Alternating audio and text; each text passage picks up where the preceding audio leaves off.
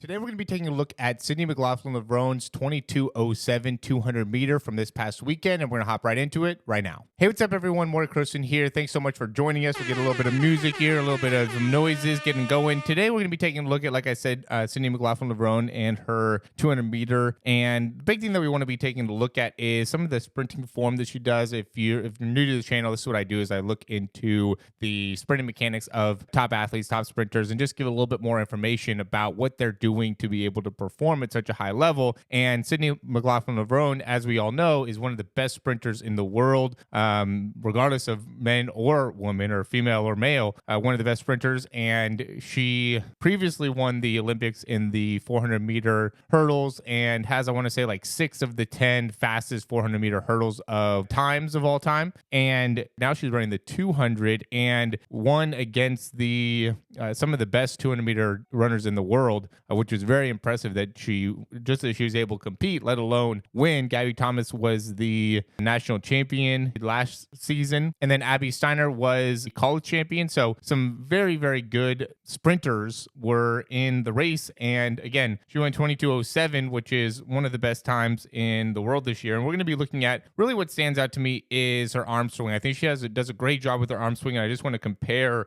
her with like an athlete here that, I mean, we're working on being able to get his running form a little bit more straightened out. But we can see, and I see this a lot, where people have a tendency to want to really lift up within their arm, and will even have excessive range happening within the elbow. But we could see with her, she does a really good job of keeping everything very shoulder focused. And really, I mean, with the left arm, she does a great job of really reaching out with that left arm. And what that does is it creates that rotation within the core, within the spine, and allows you to be able to get much more hip extension as you're running. So you can see how open she is within this leg in comparison to here. And a lot of that has to do with that rotation that ends up being generated because of the action happening through the shoulder as opposed to the arm, and really the movement being much more forward and backwards. So when we see the athlete here, as he's going through, he's going much more just up and down with the elbows, where we could see with her, or with the hands, we could see with her how she's really going all the way forward within the hand. And again, I think that does a great job in being able to allow her to open up within the stride. Now, with that being said, we'll look at, from a technique perspective, some of the things that she's doing very, very well. So when her foot is coming off the ground, we can see the angle. I love things like this, where we could see she's straight up with the heel at toe off. She has a great amount of extension within that back leg, 127 degrees of hip extension, which is a great number to have. And then as she's coming through, she does a really good job of getting this full extension within the leg while maintaining that toe up into the air prior to foot strike. So now as she's going to go and strike the ground, she's going to be striking the ground much more on the front part of their foot with a lot more force into that foot strike because of the position that she's getting in within her front side, right? So getting that extension here with that toe up makes it so there's a lot of force being generated as she's pulling back. And then what's very impressive with this, and this is what I love about women sprinters, is they have just great range of motion through their quads, through the hip flexors. And so as her foot's striking the ground, we could also see tremendous range of motion within her backside mechanics. Having that heel so far up is such a huge thing to be able to maintain good distance per step. That's why when she's running, she has so much length in her running, is because really what she's doing on her backside mechanics, right? Because as she's coming off the ground, I mean, she gets a great push off here. Again, really good angle within that push off, and she does a good job pushing upwards within her leg here. So she's getting good verticality as that foot's coming off the ground. And then as she brings the other leg through, she's really going out. The momentum of her hands, the momentum of her feet are both really trying to go out at the front side mechanic, which allows her to then pick up the length that she's getting, and then does a great job landing. On the left side, she's a little bit further back within her foot. Right on the right side, she's really far forward on the front part of the foot, which is great. Left side, she's a little bit further back. And that's not necessarily a bad thing. There's more stability that's going to be happening there. There could even potentially be more force. Typically, it's just more like that stable leg. And then she's able to generate, again, a really good, or much more of a horizontal movement within that left leg, where she's a little bit more vertical within the right leg. And we see that a lot with athletes, where they have one leg that is a little bit more of, again, like the vertical leg, and then another leg that is a little bit more of like the horizontal leg. That has to do with like the hips and the ranges through the pelvis and the low back and just the overall ability to rotate. But what really stands out again is just how much with the range that she has, and then also how much rotation she's able to generate within that upper body. Again, look at how when she's getting into this position, she's getting a lot of rotation within the spine as she's getting here, which again, that allows her to get great distance per step. So what makes her unique is that ability to really get great distance. And it almost looks like as she's running, she's almost like she's bounding while running. And a lot of that has to do with the range that she's able to generate within that upper body to make it so now she could really open up that stride really well, but then still has great front side mechanics. So gets the foot out in front, gets the toe up to then pull back to make it so now she's generating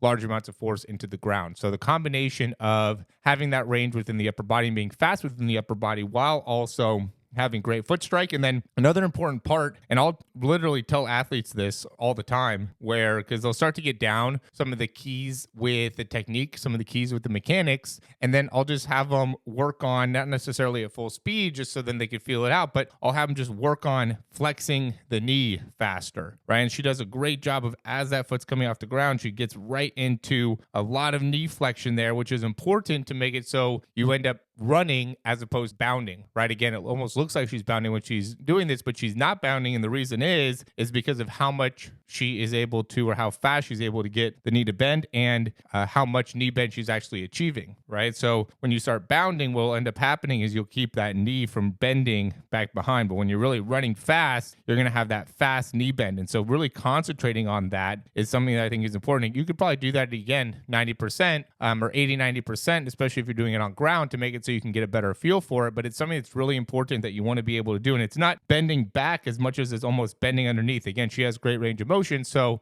she has her foot a little bit further back behind and has probably been working on her backside mechanics for a long period of time and therefore is able to achieve this. But it's still something that you want to be able to, if it's not something that's natural for you, you want to have the mentality that you're bending that knee to get that foot underneath the hip, not bending so then your foot ends up stuck behind the hip, because that could end up impacting your frontside mechanics, negatively impacting your frontside mechanics. If you have the range of motion, female athletes will more likely have the range of motion to be able to get more into this position, but male athletes are going to have that foot much more right underneath the hip in order to make this work. So hopefully that ended up making sense for you and is something that you can utilize and apply. I mean, I think we went over a lot of great things here. Connect the upper body and the rotation within the spine with your leg cycle. Make sure you're going out with that hand, not so much upwards with the hands, and using the whole shoulder range as you're going through the sprint, really emphasizing that front side mechanics, getting that toe up as you're getting through the front side mechanics. And then as you're striking the ground, we want to be quick in being able to get the foot off the ground, but also when that foot's coming off the ground, wants to be very vertical and very fast knee bend in order to really best understand or best implement a effective leg cycle. I think that's what she's most elite at, is the arm swing and her backside leg cycle. She's not doesn't have as good a range. And again, this is for elite sprinters, right? These are for people that are running very, very fast. This is more something that we're going to be able to see. Very fast knee bend. Emphasis on that. Really, as the foot comes off the ground, be fast to bend that knee to make it so then we can get that foot to swing through effectively. But then as we get that foot through, we want to be controlled with our toe, controlled with that ankle to make it so we can get that foot up and effectively use foot strike. If we're bending the knee fast, but we're not controlling our front side mechanics, it's really not going to be able to translate well into your sprinting. And that's why I say start off at 80 to 90%. So then you're really emphasizing the control part of it and the timing of it, and better syncing that up with the upper body in order to make it so it can properly apply to your running mechanics. So yeah. Thanks for watching, guys. Hope it helped. If it did, like, subscribe. That makes a really big difference for us in the development of the YouTube page. We have a lot of great things that we offer you in terms of breakdowns, in terms of sprinting. I get the feedback all the time when people send over speed breakdowns or video. It's like, wow, I've never thought of that type of stuff before. I've never seen that before. I've never gotten that type of detailed analysis. And that's exactly what we do. I'm looking at this. Not only are you getting these breakdowns and seeing these breakdowns, breakdowns, but every single day I have multiple athletes that are coming in that I'm working with, and I'm always looking at their sprinting form, their start, their drive phase, their top end speed. And so I'm just looking at this all day and trying to be able to piece together the most important parts for you that you can better understand how to apply to your running. So it's very, very valuable, especially for, I think, the price that you're paying. I send over drills, I send over exercise, I give you the things that you need to be able to improve your speed. You can find out more about that in the description down below, or send me an email, give me a call if that ends up being better for you. And again, thanks for watching, and we'll talk to you soon.